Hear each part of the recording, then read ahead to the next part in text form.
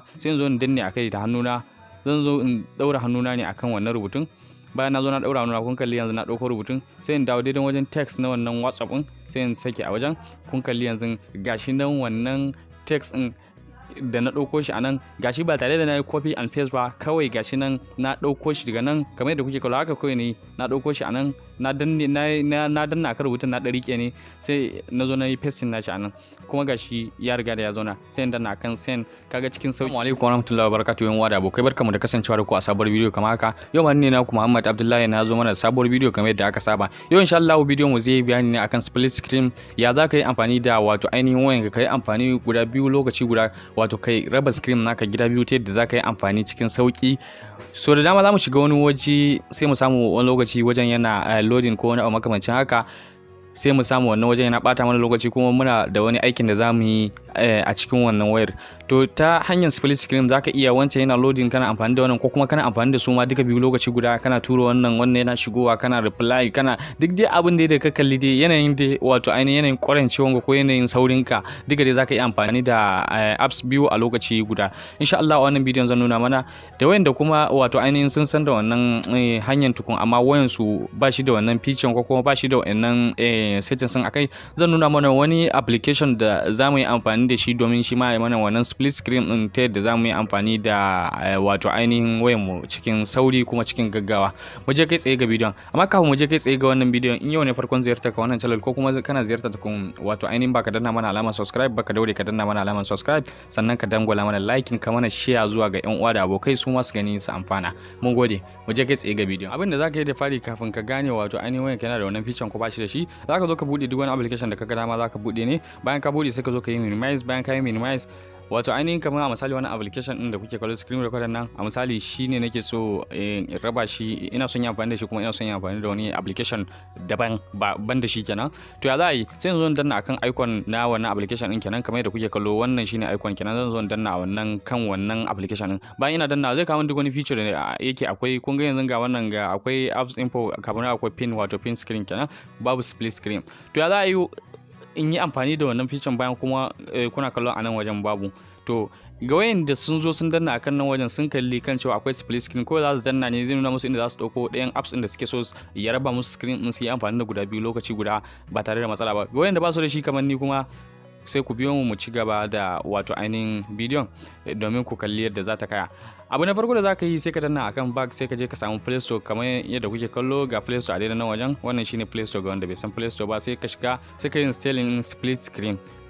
Wato za ka yi sacin na split screen, zai kawo ma da yawa, sai ka yi installing din wanda kaga dama ko kuma wanda zai fi ma sauƙin amfani. Amma ni bari nuna muku wanda nake amfani da shi, ko kai ma in shi ya burge ka za ka iya amfani da shi kai tsaye.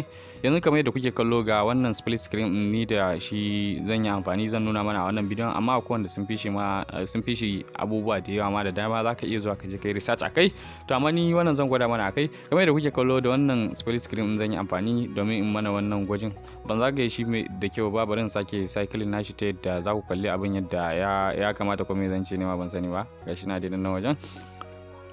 To sai in danna kai domin ya bude min wato ainihin dan yi wani sete da yake dama asalin waya na bashi da wannan feature. Bari mu dan jira kaɗan ya bude mana. Kai da yake sabon budewa ne zai iya kama wato ainihin kamar mene ma zan ce, zai iya kama wa'ansu option wanda zai iya neman allow na irin kamar permission na wa'ansu abubuwa ta yadda zai iya display akan kowane application da dai sauransu, ko ma dai mai kama dai kawai za ka ringa nan next allow zai bude ma baki daya.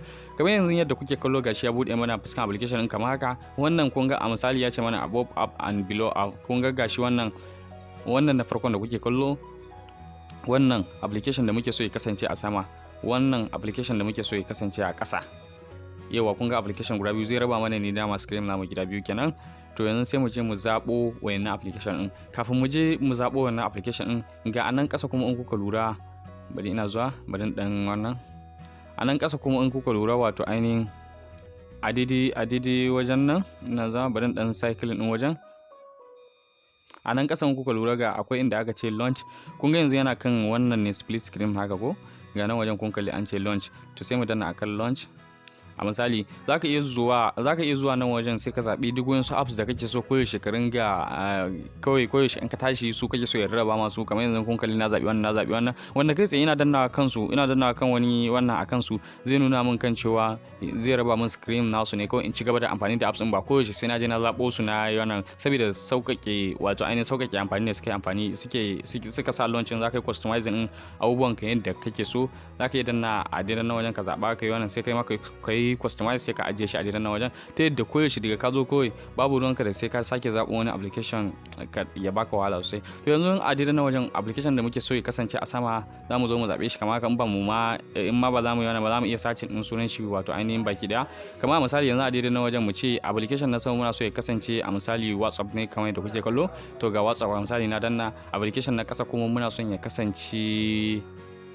kasance yanzu a misali ga Google Docs sai mu danna muna son wannan ya kasance sai mu danna akan nan wajen wato gashi nan inda aka rubuta startup sai mu zo mu danna akai. Wannan kuma kana so kai na saman nan kuma kana so wato ainihin ya zama kan cewa yana home screen naka ne, in kana so ya kasance a fuskan screen naka ne shine zaka yi at home screen. To amma yanzu mu da wannan na kasan zamu yi amfani da yake ba ma son ya kasance a can koyaushe muna son sai mun shiga application kafin zamu yi amfani da shi kai tsaye kawai ba tare da ya yi mana adin nashi at home screen ba. To yanzu abin da zamu yi kawai mu abin da zamu danna zamu zo mu danna akan wannan na kasan ne, domin mu muna so ya raba mana screen na wannan application guda biyu mu yi amfani da su kai tsaye a lokaci, mu yi amfani da application biyu a lokaci guda. To sai mu zo mu danna akan startup, muna danna za mu dan jira shi domin ya raba mana wannan screen din kai tsaye baki daya kenan.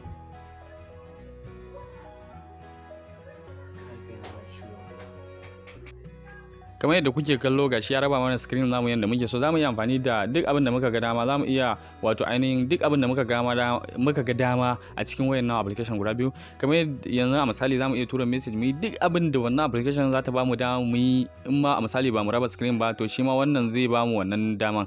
Yanzu a misali kuma zamu iya zuwa na kasan nan shi ma mu tattaba mu yi duk abin da muka ga dama a cikinta, wato muna amfani da abu biyu lokaci guda. Kuma wani abun burgewa ma da wannan abun, kamar misali kana so ka tura wani sakon yana wani waje sai ka hada wato ainihin split screen ta yadda kana dauko sakon zaka tura. Kamar yanzu a misali yanzu wannan ina Google ne, wannan a misali Google ne na je na kalli wannan abun ina son tura wannan a misali a WhatsApp kenan ko a Facebook, in ma Facebook na bude a sama, duk wani dai platform da na bude dai ka gane. Yanzu a misali ina so in tura mai wannan rubutun, ko a misali ina nan Google ne haka wato ina research akan wani abu ne sai na kalli abun kuma ko tayo yana nema ko kuma ina so in bashi labari akan abun sai in zo in highlight nashi baki ɗaya kawai gabaki ɗaya, kamar misali zuwa iyayen da zan iya bayan na highlight nashi ba sai na danna copy ko wani abu na sha wahala ba. Kun ga daidai nan wajen kamar misali na bude wannan shine mutumin da zan tura mai sakon kenan ba, sai in zo in danne akai da hannuna, zan zo in daura hannuna ne akan wannan rubutun. Bayan na zo na daura hannuna kun kalli yanzu na dauko rubutun sai in dawo daidai wajen text na wannan WhatsApp din sai in sake a wajen. Kun kalli yanzu gashi nan wannan text din da na ɗauko shi a nan gashi ba tare da na yi copy and paste ba, kawai gashi nan na ɗauko shi daga nan kamar yadda kuke kallo haka kawai ne na ɗauko shi a nan na danna aka rubutun na ɗarike ne sai na zo na yi pasting nashi a nan, kuma gashi ya riga da ya zauna sai in danna kan send. Kaga cikin sauki na yi chatting na normal, kafin nan kuma duk wani abu da na ga dama in na yi ne kuma ina son in closing in yi amfani da guda ɗaya sai in yi dragging na wannan abun in ja shi ƙasa kamar yadda kuke kallo. Zaka ja wannan daidai wajen alaman green ɗin nan da ya sa ma yayi splitting in screen ya raba screen din shi zaka zo ka ja sai ya bude ma apps daya. In kai ne kuma na sama kake so ka rufe shi ma sai ka ja, in ya tafi sama gabaki daya ka riga da ka rufe wannan split screen din kenan, zai zama application daya zaka amfani da shi. In ka bar shi a sake kuma zaka ci gaba da amfanin ka kamar yadda kake. Kun gani zan yi back in shiga kowanne, zan yi back yanzu in sake zuwa nan ma in sake dangwala akan wannan a misali shi ma ya bude min, in sake zuwa a misali nan ma in ga wannan ma in yi haka, in duba wani wato ainihin wani shi ma ina so in sake mai message a misali in shiga nan ma duk abin da mutum da yana ganin dai zai iya zaka iya cikin sauri, yanayin dai amfanin ka dai ko kuma yanayin bukatun ka. Ni kawai na gwada muku a wani application ne, kai zaka duba bukatan ka ne ko kuma yanayin application da kake so kai amfani da su. So dama mutane suna research kuma suna wato ainihin suna reply na sakonni. To kaga yanzu wannan a misali kana Google kana wani research naka ko kuma kana wani wajen ka kana research naka ko kuma kana karatun ka, kafin nan kuma ka bude WhatsApp naka ko Facebook naka ko wani platform naka social media platform naka kana online gashi kana tura musu amsoshi ko kuma kana reply nasu kuma kafin nan kuma kana wato ainihin abin da ka kalli kana cikin research naka ba tare da matsala ba. Mun gode da kasancewa da ku a cikin wannan bidiyon. Wannan bidiyon ya burge ku danna mana alamar subscribe kuma na like din bidiyon mu. Mun gode. Ku share zuwa ga yan da abokai. Mu kasance da ku a bidiyo tare. Idan baka yi subscribe ba idan baki subscribe ba to maza a garzayewa an tayo a suburbudo a kafta mana subscribe haka zalika a mazgi wannan hatimin na kararrawa ta yadda akwai da yaushe da muka dora sabon dauka za a sanar da ku a daidai wannan lokaci.